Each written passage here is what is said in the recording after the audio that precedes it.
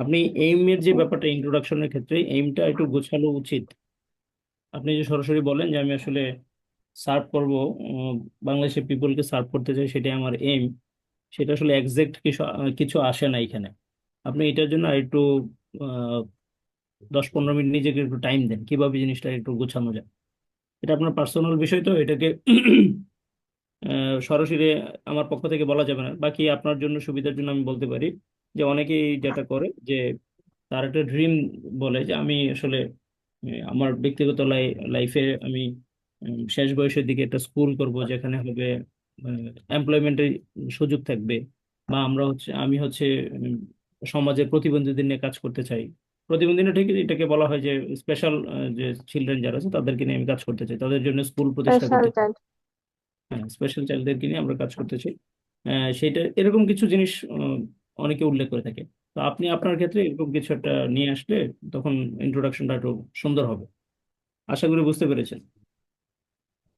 জি sir. Sir এই ক্ষেত্রে যদি আমি বলি নারী এবং শিশুদের জন্য কাজ করব এগুলো। নারী ও শিশুর ক্ষেত্রে স্পেসিফিক করেন, নারী ও শিশু নিয়ে কি কাজ করবেন? আপনি কি তাদেরকে জি স্যার। কোনো প্রশিক্ষণ দিচ্ছেন, কোনো বিষয়ের উপর প্রশিক্ষণ দিয়েছে শিশুদেরকে পুষ্টি নিশ্চিত করবেন এমন কিছু, নাকি নারীদেরকে ক্ষমতায়ন করবেন, এরকম কিছু একটা স্পেসিফিক নিয়ে আসেন।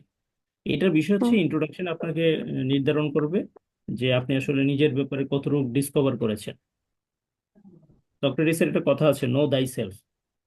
নো দাই সেলফ বাইবেল বোর্ড আলটিমেটলি আপনাকে এটাই চায়। যখন আপনাকে বিভিন্ন ভিতরে ভিতরে ঢোকার ক্ষেত্রে প্রশ্ন করলে ওনারা বুঝতে পারেন যে আপনার লেকিংস কোন জায়গায় আছে, আপনি নিজেকে কতটুকু এক্সপ্লোর করতে পেরেছেন।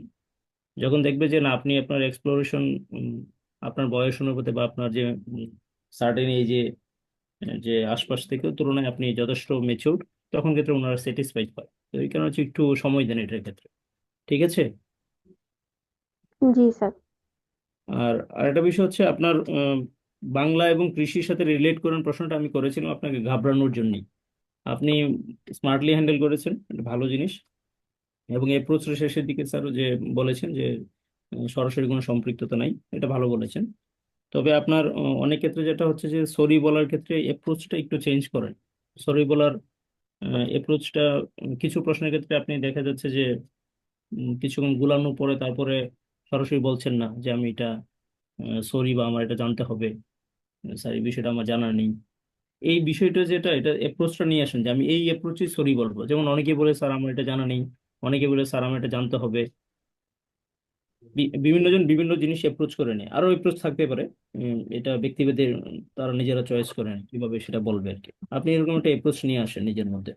জি স্যার, মানে সরি বলার পর স্যার এরকম একটা বাক্য বলতে হবে যে আমি জেনে নিব স্যার, বা আমি জানবো, এটা আমার জানা উচিত ছিল, এরকম কিছু।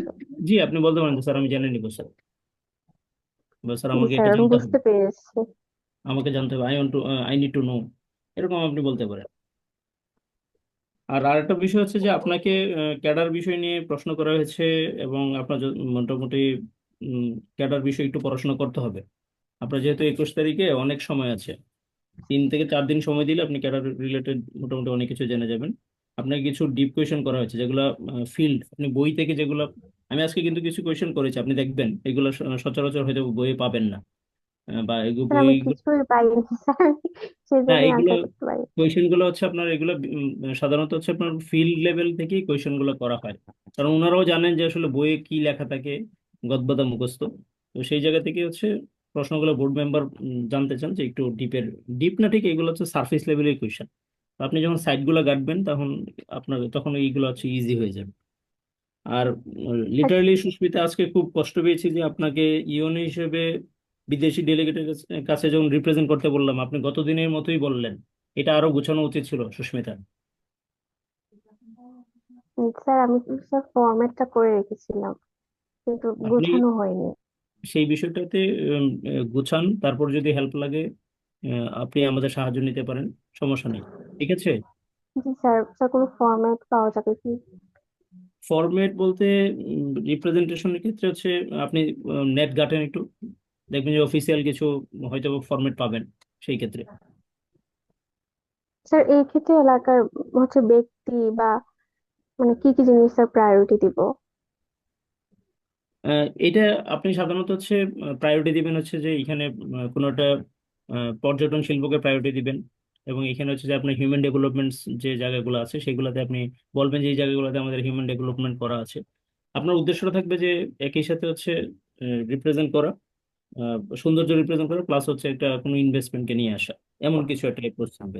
আপনি একটু ট্রাই করেন, তারপর লাগলে বাকি না হয় পরবর্তীতে আপনাকে জানানো হবে। জি স্যার। স্যার স্যার আরেকটা কথা জিজ্ঞেস করার ছিল স্যার, জি। নিরীক্ষা ও হিসাব যেটা, স্যার এটা স্যার আমি কোথাও স্যার পড়েছিলাম যে মানে ব্যক্তিগত যখন আমরা হিসাব করি তখন হিসাবটা আগে নিরীক্ষা পড়ে, আর রাষ্ট্রের ক্ষেত্রে নিরীক্ষা আগে হিসাবটা পড়ে। স্যার আমার মনে হয় ভুল, বইয়ে কি কোনো আপনি ভুল ছিল রাষ্ট্রের জন্য এরকম? আপনাকে কোয়েশন করা হচ্ছে বিসিএস, বিসিএস নিরীক্ষা যেটা সেটা রাষ্ট্রের জন্য করা হচ্ছে, তো সেই ক্ষেত্রে হচ্ছে আপনি বিসিএস রাষ্ট্রের জন্য যেটা সেটা আনসারই করবেন।